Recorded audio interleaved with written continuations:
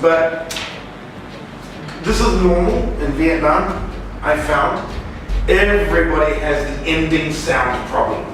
Over there, pan shop, koroke pan, melon pan, gratin pan. Good paradise. Let's go. What?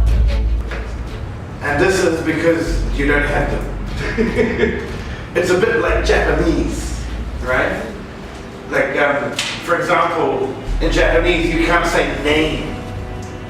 You have to say name because they don't have right? They have but they don't have So instead of saying name, you have to say name. So it's like my name is Jason.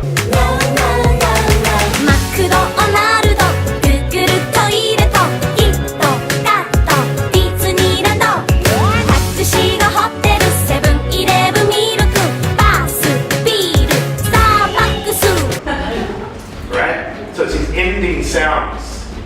So you're not the only country with these problems, but you have good grammar. So really try and work on these ending sounds. At your age, you should be well into it. Ending sounds. And these are your S's, your T's, and your D's, and your EDs.